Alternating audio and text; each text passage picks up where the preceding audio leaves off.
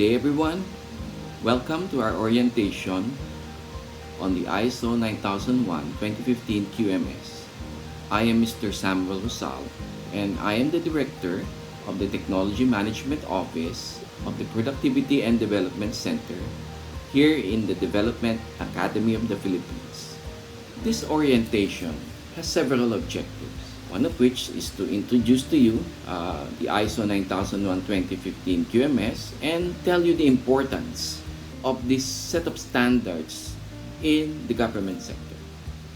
Secondly, going into details, we will give you a description on the concepts, principles, and the requirements of this ISO 9001-2015 QMS.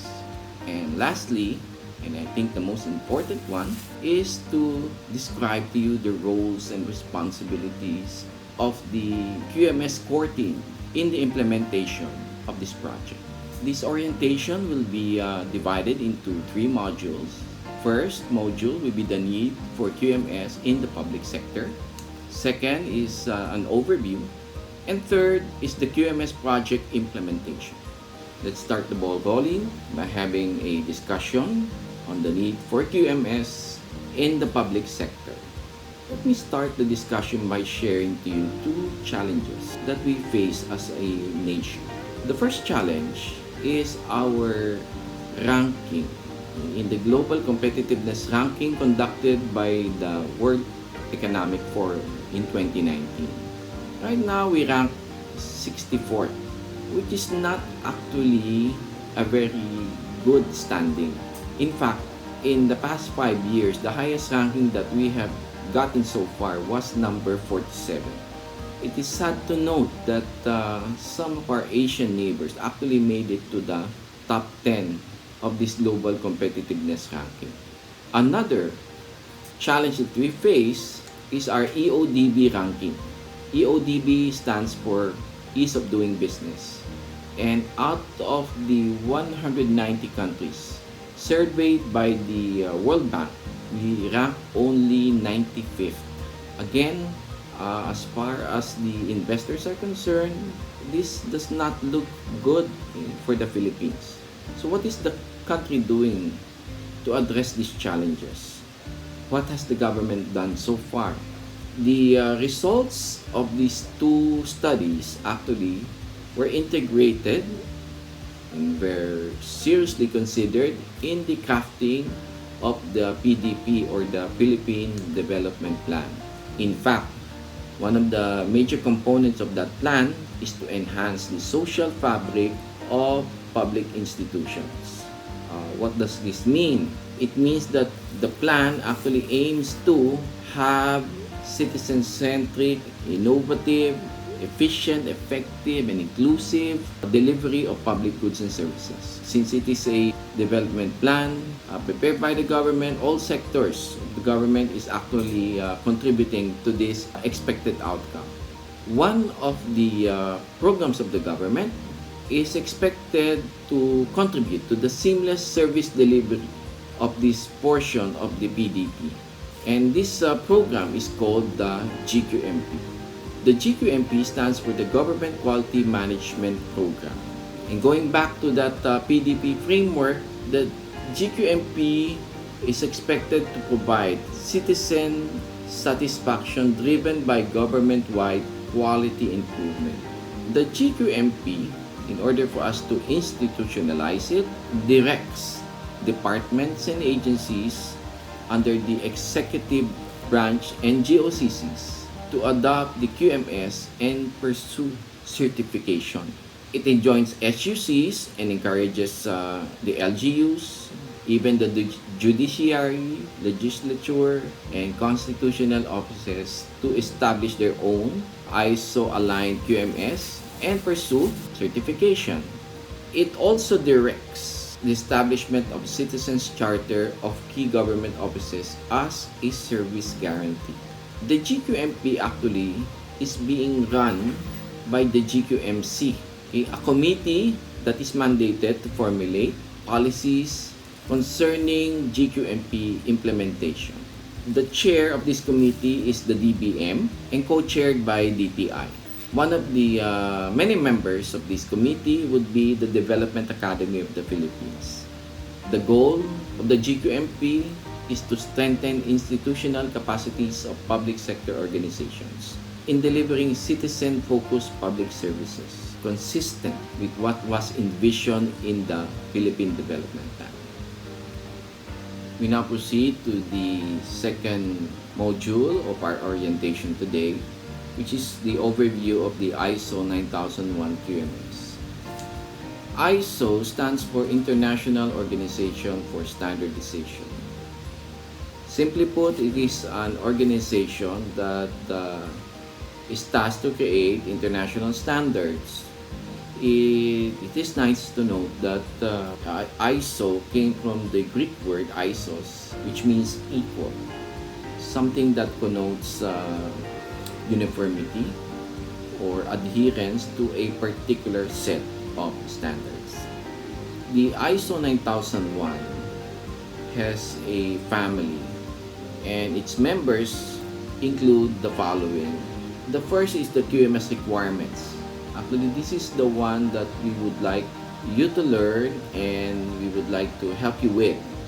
There are other members of the family like the fundamentals and vocabulary and the guide for sustained success. But the focus of our assistance in this project would be the QMS requirements. Other than ISO 9001, there are other standards, of course. Some of you will probably be familiar with their guidelines for auditing management systems, okay, guidelines for QMS in LGUs, RMS, social responsibility, ISMS or Information Security Management System, EMS, okay, environmental management systems, food safety, and management system. Now, the goal of QMS is to increase the awareness of the organization in its duties and commitment in fulfilling the needs and expectations of its customers and interested parties, and in achieving satisfaction with its products and services. So it applies to both private and public organizations. In order to achieve this goal, we are guided by 7 management principles. We call them quality management principles or 7 guiding principles of QMS. The first principle is customer focus. Of course, meeting customer requirements and exceeding them if possible. Leadership, establishing unity of purpose and direction with the leaders. People would follow, okay, the engagement of people, enhancing organizational capability, okay, in order for us to deliver that value that the customer and our interested parties are looking for.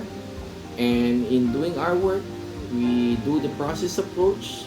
We understand and manage interrelated processes, and those interrelated processes should function as an coherent system. Okay? While doing our work, we must keep in mind that we should always improve. Successful organizations are focused on improvement or continual improvement. And we decide based on facts. So that is why we have number 6 QM principle here as evidence-based decision making. Last but not the least is relationship management. We manage relationships not only internally but also with relevant interested parties such as providers for sustained success. You all remember your PDCA cycle. Plan, do, check, and act, which is actually a simplified form of a continual improvement process, a framework for continual improvement. Well, the QMS actually is a more detailed translation of that PDCA cycle. If you would see in the diagram, plan, do, check, act is drawn there, embedded with several details or respective clauses from the ISO 9001 standards. For plan, we have clause 6. For do or implement, we have support and operations under 7 and 8 clauses respectively. For checking, we have the 9th clause of the ISO 9001, which is performance evaluation. And then actually is contained in improvement, the 10th and last clause of the ISO 9001 standard. All of these are contained in the quality management system. And going beyond the PDCA, we look at the quality management system, the organization and its context. We have to find out more about the expectation and needs of our relevant interested parties. And that falls under clause 4 of the ISO 9001 standard. What is very interesting to know that in this ISO 9001 2015 version actually focuses on risk-based thinking. Identifying risks, not only risks but also opportunities, and planning and implementing action plans in order to meet those risks and opportunities. This risk-based thinking was actually present in the other version, in the earlier version of the 9001. But it is only in the 2015 version that action planning is done, okay, as part of the requirement.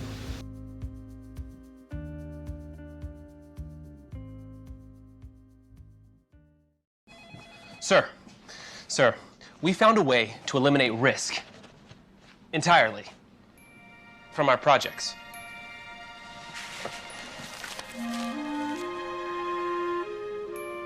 Lead crystal. Custom engineered. Name a project we're bidding. McChesney Office Complex. In February, we'll have a crane accident that shuts us down for 8 days. Coopersmith. We've got cost overruns in March from a global spike in steel prices. In April, credit markets freeze up. And we'll have 2 subcontractors going under. Was this expensive? A little.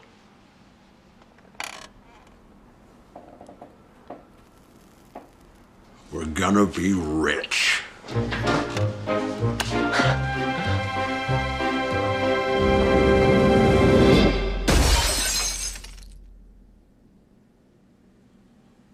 Did we have insurance on that?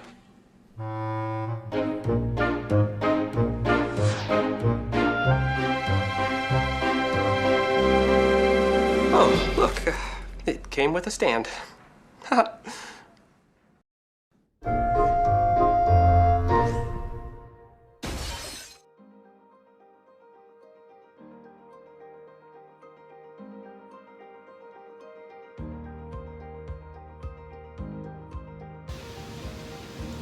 Let me discuss to you now the requirements of the ISO 9001 2015 QMS.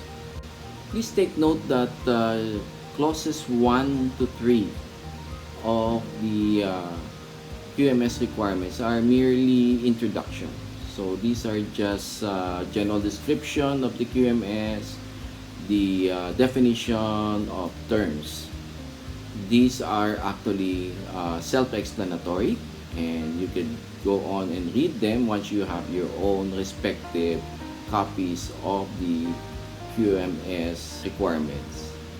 What we would like to focus on is clause 4 up to clause 10. So starting with clause 4, the context of the organization. This is the part that would tell you that you have to know the context of your organization, the needs and expectations of your relevant and interested parties. In clause 5, leadership, this would be the clause that would define what are the requirements for providing that unity of purpose. And under clause 6, which is planning, planning is required at all levels of the organization. It starts off with management and goes on to the different levels of the organization. Clause 7 would be focused on support. These are the requirements that must be in place in order for the core functions, okay, our operations will be able to function. Clause 8 focuses on operations. Okay, this would be your core functions, which will very soon be described in your QMS model. And under clause 9 is performance evaluation. This is the checking part of the whole QMS. So formal performance evaluation procedures must be in place and should be implemented. And the last clause, which is improvement, okay, this is the part where there is a continual improvement procedures and actions being implemented by the organization.